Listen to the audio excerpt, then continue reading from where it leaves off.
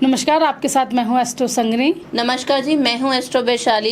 जय श्री श्याम। और आज एक बार फिर हम आपके लिए लेके आए हैं एस्ट्रोलॉजी से जुड़ा एक ऐसा सब्जेक्ट जिसके जरिए हम आपके जीवन की समस्याओं का समाधान करने की कोशिश करेंगे, एस्ट्रो वैशाली से जानने की कोशिश करेंगे।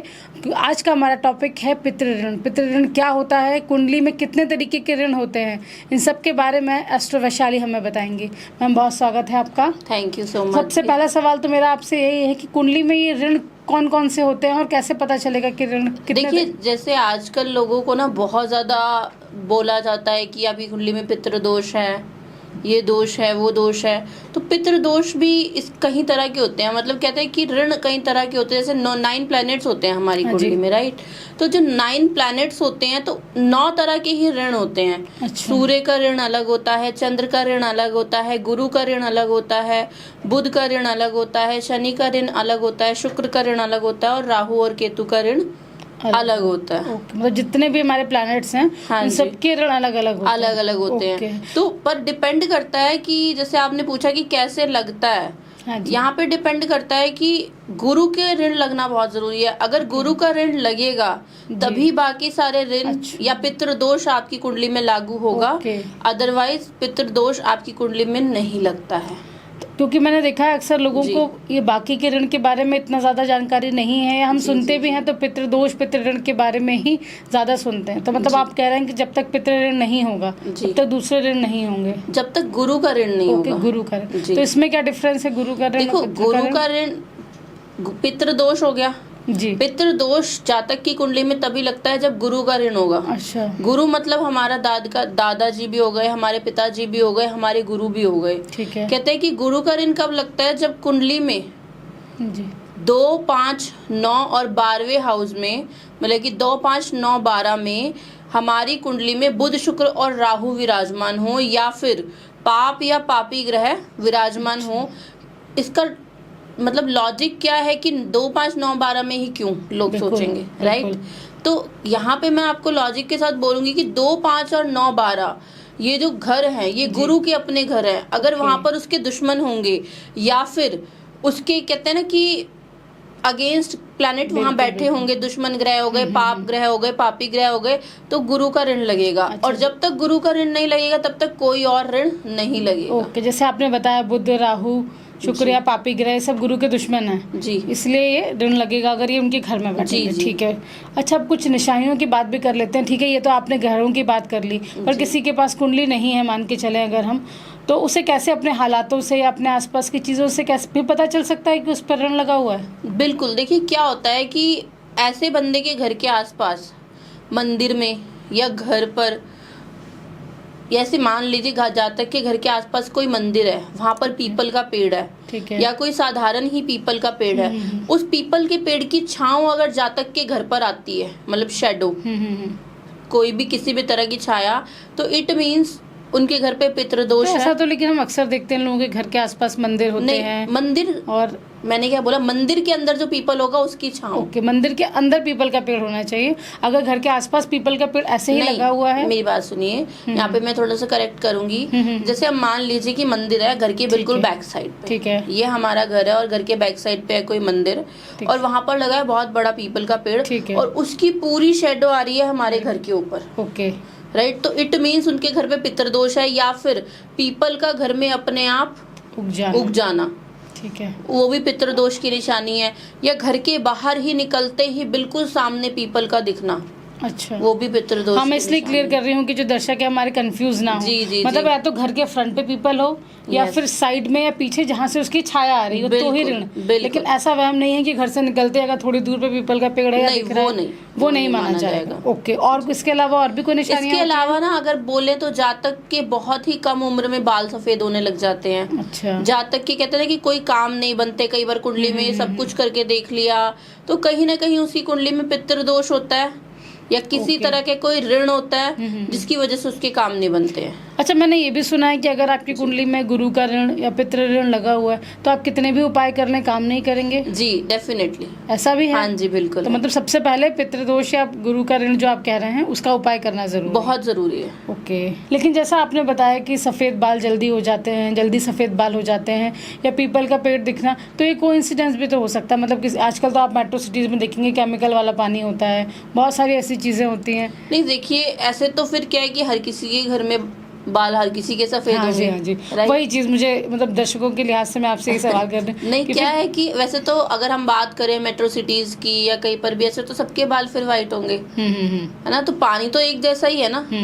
देखिए किसी स्टेट का फर्क पड़ सकता है, एकदम अगर हम वहाँ शिफ्ट हुए हैं थोड़ा पानी सूट ना करे, पर ऐसा कभी नहीं होता कि कहते हैं कि एक यहाँ पे आपको एक चीज़ और बोलूँगी कि उस घर में या तो मैरिज नहीं हो पाती है पितृदोष की वजह से, हाँ जी, हाँ जी। मैरिज बहुत डिले होती हैं, और दूसरा जातक की मतलब कि ये नहीं है कि जिस पर्सन की कुंडली में है उसके घर में जितने भी जवान होंगे या तो उनकी जवानी में ही बाल बहुत जल्दी सफेद हो ओके। जाएंगे। तो ये भी एक बहुत अच्छी निशानी है। लोग आजमाएंगे ना अपनी कुंडली में तो देखेंगे कि उनके घर में मतलब ये चीज एक्चुअल में है। और एक चीज़ ये भी होती है कि पितृ ऋण जो होता है वो परिवार के और भी लोगों की कुंडली में होता है। मतलब यहाँ पे अगर लोग कंफ्यूज हो तो शायद मतलब घर के बाकी लोगों की कुंडली भी देखी जाए, ऐसा भी कुछ है? बिल्कुल। ऐसा क्या होता है ना कि जैसे लोग बोल देते हैं एक की कुंडली देख के कि इनकी कुंडली में पितृदोष है या इनके घर में पितृदोष है। एक की कुंडली देख के कभी भी नहीं बताया जा सकता कि कुंडली में पितृदोष है। अच्छा। घर के सभी मेंबर्स, मान लीजिए मैं ये नहीं कहूंगी कि अपने दादा परदादा, एटलीस्ट जैसे घर में माता पिता या उनके जितने भी बच्चे हैं उनकी कुंडली देखना बहुत जरूरी है। ठीक है। देखिए कई बार तो बाकियों की कुंडली में नहीं होता, एक ही कुंडली में ही पितृदोष होता है। अच्छा। तो केवल वही उपाय करें। ठीक है। ठीक है। अगर सबकी कुंडली में ही पितृदोष आ रहा है तो उसको पूरे परिवार के साथ मिलकर रेमेडी करना पड़ेगा। अकेले करने से फिर काम नहीं चलेगा? फिर काम नहीं चलेगा। अच्छा, तो क्या इसमें किस तरीके की रेमेडीज कराई जाती हैं? देखिए इसमें क्या है कि आप एक क्या काम कर सकते हैं, जैसे आपने सुना होगा कि पीपल के पेड़ पर जल देने वाला रेमेडीज बहुत बताते हैं, क्या लोग कई बार खुद से ही देते हैं। हाँ जी। ठीक है जी। तो पीपल के पेड़ पर जल दे 43 वीक्स ओके। उसको देना ही है। ठीक है। अगर 43 वीक्स वो देता रहेगा, अगर पूरे परिवार पे है तो पूरा परिवार दे। ठीक है। 43 वीक्स वो पीपल के पेड़ पर जल दे। जैसे बोलते हैं लोग कि बुधवार और एतवार के दिन नहीं दिया जाता जल पीपल पर, तो क्या कीजिए आप उसकी छांव पर जल दीजिए, जो मतलब उसकी शेडो आ रही है पीपल की उस पर जल दीजिए, बट जल देना अनिवार्य है। अगर ये जातक 43 हफ्ते तक कर लेता है तो उसको बहुत अच्छे फल मिलते हैं। अगर फिर भी किसी रीजन से उसको काम नहीं बन रहे हैं या फैमिली में सबकी उसमें पितृदोष है, वैसे भी क्योंकि ये उपाय मुझे लगता है कि टूट भी सकता है, क्योंकि 43 डेज ही लोगों के लिए कई बार बहुत डिफिकल्ट हो जाता है। तो 43 वीक्स तो मेरे ख्याल से बहुत लंबा समय आना जाना भी लगा रहता है। देखिए कई लोगों को जैसे यहाँ पे ये क्वेश्चन भी आ सकता है कि अगर सेम ही मंदिर में करें या क्या करें, है ना। वो सारे डाउट्स हम जी। तो क्या है कि ऐसा नहीं है कि सेम मंदिर में ही आपको पीपल के पेड़ पर जल देना है। आप कहीं भी हैं, बाहर गए हैं, किसी के घर गए हैं, आप बाहर के पीपल के पेड़ पर भी जल दे सकते हैं, मतलब पर मंदिर में विराजमान होना चाहिए वो पीपल का, बाहर नहीं होना चाहिए। तो मतलब आप कहीं भी जाएं, पूजनीय जो होता है ना पीपल का पेड़, आप पीपल के पेड़ में जल दें, पीपल का पेड़ भी बदल जाए तो कोई दिक्कत नहीं है, जरूरी नहीं है। और जैसे मान लीजिए अब यहाँ पर लोग बोलते हैं कि हम इतना लंबा रेमेडी नहीं कर सकते हैं, राइट। तो आप यहाँ पर क्या करवा सकते हैं कि पूरे परिवार से, जो पूरा खानदान है, बुआ ताए चाचे जो भी उनके शरीक में पड़ते हैं, तो उनसे क्या कर सकते हैं आप, जो भी अमाउंट आप अपने दक्षिणा का निकालेंगे कि आपको इतना अमाउंट निकालना है, चाहे 100 रुपए चाहे 1 रुपए, ठीक है, तो आपको उतना अमाउंट उन लोगों से पर पर्सन लेना पड़ेगा जो आपकी फैमिली के मेंबर्स होंगे। उतना अमाउंट लेकर के, और जितना कम पड़ेगा वो आप कंप्लीट कीजिए। बाकी आपको जितना आपने पहले निकाला उतना ही अमाउंट उन सबसे लेना है। एक अमाउंट डिसाइड करके कि चलो जैसे कई लोग ज्यादा नहीं दे सकते, 10-10 रुपए सबसे ले लिए, और बाकी अमाउंट जितना भी लगा वो आपने ऐड कर दिया बाद में। तो आप इसको क्या कीजिए, या तो उनका नाम लेके कि हम ये पितरों के लिए कर रहे हैं, हमारी कुंडली में जो भी पितृदोष है, जिस भी भावना से कर रहे हैं, आप या तो गाय को चारा डाल दीजिए। ठीक है जी। या फिर आप यहाँ पर क्या कर सकते हैं कि उसका एक हवन आप करा सकते हैं।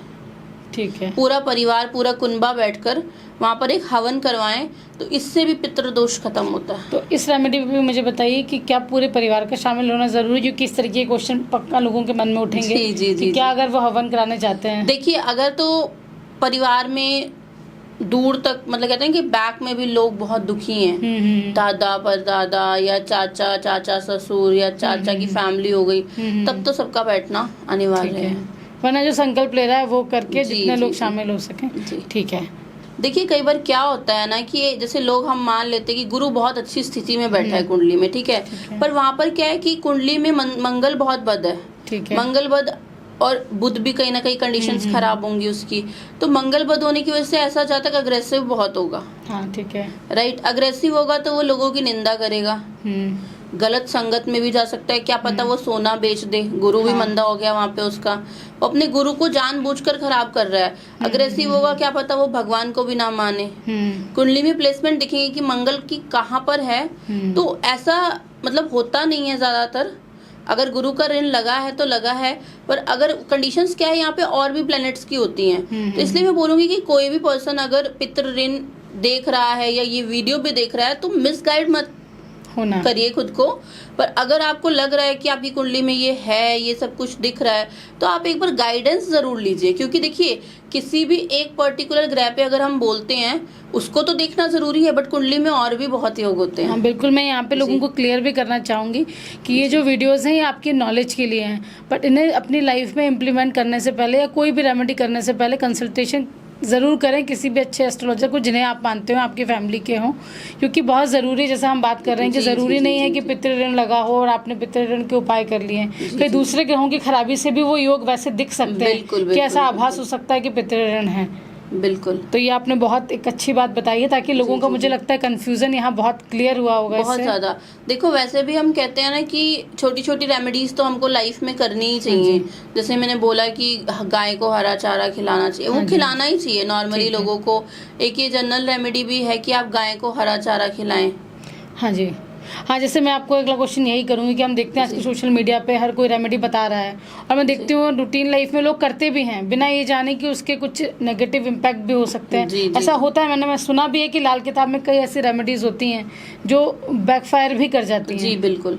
हाँ, तो वो चीज़ भी अभी क्या है कि मैं एक मतलब कि लोगों को बताऊंगी, उससे पहले मेरे चैनल को लाइक शेयर और सब्सक्राइब कर दें। बिल्कुल, जिसको भी वीडियो अच्छा लगता है मेरा, या और अदर अच्छी इन्फॉर्मेशन जानना चाहते हैं वो मेरे लाइव में या मेरी वीडियो से अच्छी अच्छी रेमेडीज जानना चाहते हैं, तो प्लीज़ लाइक शेयर और सब्सक्राइब करना ना भूलें, क्योंकि यहाँ पे हम आपको ऐसी इन्फॉर्मेशन दे रहे हैं जो आपको मतलब लाइक्स के लिए नहीं है कि हम आपको कुछ भी बताएंगे। यहाँ पे बेसिक इन्फॉर्मेशन आपको जो आपके लिए जानना ज़रूरी है, लेकिन फिर भी हम यही कहेंगे कि किसी भी रेमेडी को इम्प्लीमेंट करने से पहले अपना कंसल्टेशन ज़रूर करवाएं। सिर्फ वीडियो देख के कोई भी रेमेडी ना करें। बिल्कुल। तो ऐसी अच्छी जानकारी आपको हमारे चैनल पे हमेशा मिलती रहेगी, तो बिल्कुल लाइक कीजिए मैम का चैनल, एस्ट्रो वैशाली का चैनल आप सब्सक्राइब कीजिए। बिल्कुल मैम, ऐसा होता है जैसे आपने पूछा कि लाल किताब की रेमेडीज जैसे लोग बिना जाने करते भी हैं और बैकफायर भी करती हैं। ऐसा होता है, क्या होता है कि कुंडली में कुछ योग ऐसे होते हैं, आगे आने वाली वीडियोस में मैं शेयर भी करूंगी कि गुरु कौन सी हाउस में बैठ के क्या फल देता है, उसके साथ राहु बैठ के क्या फल देता है हर पर्टिकुलर हाउस में, और उसकी रेमेडी भी दूंगी। तो लोगों को इसलिए बोला मैंने लाइक शेयर और सब्सक्राइब करें, ताकि आपको अपनी कुंडली के बारे में पता चल सके, आपको अपना नेचर पता चल सके, और ये जान सके कि मैं कितना आपके लिए अच्छा बता पा रही हूँ, नहीं बता पा रही, आप लोग मुझे गाइड भी करें। हाँ, जो कि क्या होता है, लोग गलत रेमेडीज कर लेते हैं, फिर लोग एस्ट्रोलॉजर को दोष देते हैं या फिर एस्ट्रोलॉजी को या लाल किताब को हम देखते हैं लोग क्रिटिसाइज करते हैं, बट लोग यहाँ पे गलत खुद कर देते हैं कई बार यूट्यूब। क्योंकि वही मैं कहती हूँ, हमेशा अपनी हर वीडियो में बोलती हूँ सबको कि कोई भी रेमेडी करने से पहले आप किसी भी एस्ट्रोलॉजर को मानते हैं, ऐसा नहीं है कि आप मुझसे ही कंसल्टेशन लें, जिसे भी आप मानते हैं आप उनकी मतलब कि रजा के बिना, आप उनको कुंडली दिखाए बिना कोई भी रेमेडी ना करें।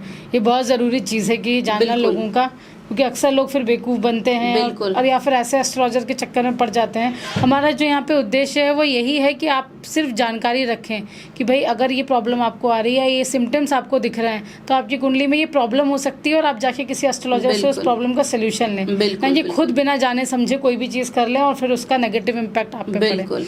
तो एस्ट्रो वैशाली, आपने बहुत ही अच्छी नॉलेज हमारे लोग दर्शकों को दी है, और हमारी कोशिश रहेगी आगे, जैसे आज हमने गुरु के ऋण की बात की, तो आगे अलग अलग प्लैनेट्स के ऋण कैसे लगते हैं और उन्हें कैसे ठीक किया जा सकता है, इस पे हम बात करेंगे अगले वीडियोस में, और ऐसी ही अच्छी और सटीक इन्फॉर्मेशन आपके लिए लाते रहेंगे। मैम बहुत धन्यवाद आपका। थैंक यू सो मच जी। जय श्री श्याम। जय श्री श्याम।